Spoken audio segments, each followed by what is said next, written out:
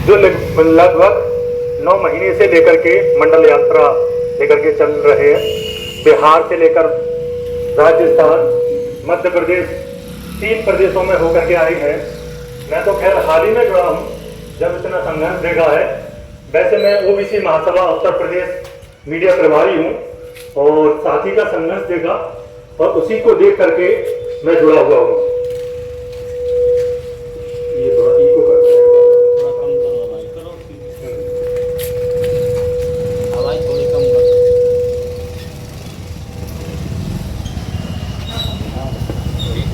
ठीक, हाँ।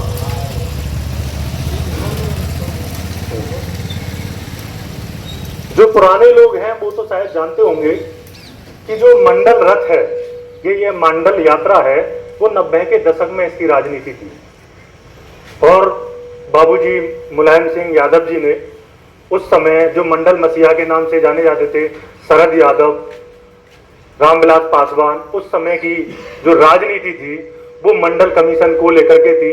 और जब 90 के दशक में जब बीपी मंडल के द्वारा मंडल कमीशन लागू किया गया तो शायद आप जानते हो कि मात्र 2 जो मंडल कमीशन की 2 अनुशंसाएं थी, एक तो शिक्षा में आरक्षण और दूसरा रोजगार में आरक्षण। हमको 2 ही लाभ हम ले पाए, एक शिक्षा में और दूसरा रोजगार में। जबकि जो मंडल कमीशन की अनुशंसाएं थी वो लगभग 19 के करीब जो अभी भी पेंडिंग पड़ी हुई है। सबसे पहले हम यहाँ जो मंडल रथ यात्रा लेकर के निकल रहे हैं, इसका जो मुख्य उद्देश्य है वो है जातिगत जनगणना। जातिगत जनगणना को लेकर के हम यहाँ पर इसको लेकर के चल रहे हैं। आपने शायद देखा होगा कि कावड़ यात्रा चलती है और एक ये मंडल यात्रा। कावड़ यात्रा में लोग क्यों जाते हैं? कावड़ यात्रा में लोग अपने घर की सुख समृद्धि और मन की शांति के लिए ही जाते हैं। अगर मैं बात करूं सुख समृद्धि की या मन की शांति की, तो सुख समृद्धि घर में कब आती है? जब हमारे घर में सुख समृद्धि या मन की शांति कब आती है? तभी आती है जब हम, जो हमारे घर में बच्चे हैं, जब उच्च पदों पर जाते हैं या उच्च शिक्षा ग्रहण करते हैं, रोजगार मिलता है, तभी तो हमारे मन में शांति और सुख समृद्धि आती है। लेकिन वो सुख समृद्धि आएगी कब? जब हमारा बच्चा पढ़ लिया, उसने अब वो पढ़ने के बाद में रोजगार तलाश कर रहा है और रोजगार तलाश कर रहा है तो हम जानते हैं कि अगर ओबीसी को 27% आरक्षण मिला हुआ है, ग्राम विकास अधिकारी की जगह निकली, अभी सबके बड़ा लाइमलाइट में रहा है, उसमें 1468 जगह निकलती हैं, उसका 27% निकालें तो लगभग 400 सीट बनता है, लगभग 400। लेकिन उसमें हम लोगों को कितना मिला? 139। बाकी सीट कहां चला गया? जबकि हाल ही में संविधान के साथ में छेड़छाड़ करके ईडब्ल्यूएस कोटा लागू हो गया, 10%, मतलब 100 में 10, ऐसे ही 1400 का जो 10% उनको मिलना चाहिए था वो उनका 12 से 15% तक पहुंच रहा है। और हमारे लिए मात्र के 139 सीट है।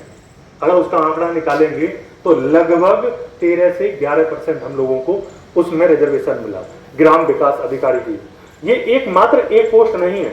आज आप किसी भी सरकारी वेबसाइट पर कोई भी रोजगार, एक तो निकलते नहीं और निकल रहे हैं, तो किसी में भी अगर हम उसको खोज करके देखें तो जो 27% मिला हुआ भी था, आज उसमें भी कटौती की जा रही है। और ये बड़े अच्छे तरीके से ये कार्य में लगे हुए हैं, चाहे यूपीएससी हो, चाहे यूपीपीसीएस हो, चाहे अन्य एग्जाम हो, सभी में हमारे जो पद हैं वो लगातार घटते जा रहे हैं। वो हमारे साथ में खिलवाड़ कर रहे हैं। इस समय अगर सबसे ज्यादा अगर मैं बात करूं, दुर्गति जो हो रही है वो पिछड़े वर्ग की हो रही है सबसे ज्यादा। कहीं पर भी पद में हम देखें या उनके हक अधिकारों को लेकर के देखें, अभी उत्तर प्रदेश नगर निकाय चुनाव आए और नगर निकाय चुनाव आए तो सबसे पहले जनरल सीट दे दिया गया। सभी जगह पर देखने को मिला कि जनरल, यहाँ की भी सीट जनरल जनरल। और जब इलेक्शन हुए तो क्या हुआ? फिर उनको रिवर्स करके ओबीसी, शुरू में ओबीसी और फिर उसको रिवर्स करके क्या कर दिया उन्होंने? जनरल कर दिया सभी को। क्यों तर्क क्या दिया गया कि हमारे पास आंकड़े नहीं है ओबीसी के, कि कितनी संख्या है इसकी आंकड़े नहीं है। तो आंकड़े जुटाएगा कौन? आंकड़े जुटाएगा कौन? सरकार जुटाएगी। लेकिन क्यों नहीं जुटा रही?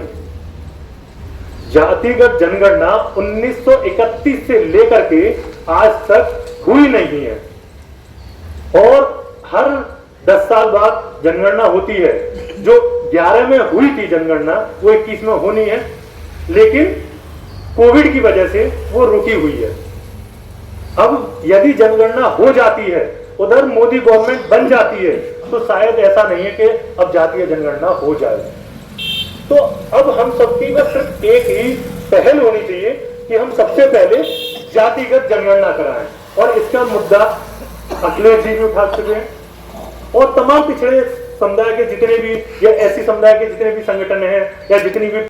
जय मंडल, जय संविधान। देखिए, हम लोग इस यात्रा को 25 अगस्त 2022 को शुरू किया। इससे पहले भी 2 यात्राएं हम कर चुके हैं। 2021 में हमने जयपुर से दिल्ली पदयात्रा की थी, और उसके बाद 2021 में ही बक्सर से पटना, ये 2 पदयात्राएं की। उसके बाद हमने 17 फरवरी को 25 अगस्त 2022 को मधेपुरा बिहार बीपी मंडल जी की समाधि स्थल से इसकी शुरुआत की। बिहार, मध्य प्रदेश और राजस्थान के बाद उत्तर प्रदेश में 9 महीने की यात्रा पूरी हो चुकी है, और 9 महीने अभी बाकी है। 17 फरवरी 2024 को लखनऊ में इसका समापन होगा। उसी दिन हम लोग एक स्थायी आंदोलन शुरुआत करेंगे। जब तक हमारी मांगे नहीं मानी जाएंगी तब तक हम वहां पर बैठेंगे, स्थायी बैठेंगे। और सभी से विशेष अपील है कि 17 फरवरी 2024 को लखनऊ महा आंदोलन को एक महान आंदोलन बनाने में पूर्ण भागीदारी अपनी दर्ज करवाएं। बहुत बहुत धन्यवाद। अनुप जी, समय का अभाव है। साथियों नमस्कार, जय मंडल, जय शमदान, जय जोहार। मैं अनुज सिंह विद्रोही। साथियों, आप देख रहे हो मंडल यात्रा 25 अगस्त 2022 से चल रही है और 17 फरवरी 2024 तक चलेगी। जातिवार जनगणना को लेकर, मंडल कमीशन की सिफारिशों को लागू करवाने को लेकर, जनसंख्या के अनुपात में आरक्षण की मांग को लेकर के, और 17 फरवरी 2024 से स्थायी आंदोलन की शुरुआत होगी। दोस्तों, इस यात्रा के जरिए आंदोलन का निर्माण करने के लिए हमें आपके साथ की ज़रूरत है और सहयोग की ज़रूरत है। आप सभी से अपील है कि आप सभी इस यात्रा को चलाने के लिए आर्थिक सहयोग करें। यात्रा के जो वीडियोज़ हैं उनको अधिक से अधिक शेयर करें, और हमारे इस यूट्यूब चैनल को सब्सक्राइब कर लें, बेल आइकन को प्रेस करें, ताकि आपको नोटिफिकेशन मिलता रहे और अधिक से अधिक लोगों तक इस सूचना को पहुंचाएं। अपना कोई मीडिया नहीं है, अपना कोई तंत्र नहीं है। हम लोगों को अपनी लड़ाई, अपनी सूचनाएं खुद ही प्रसारित करनी, खुद ही लड़ाई को खड़ा करना है। शुक्रिया। जय मंडल, जय शमदान।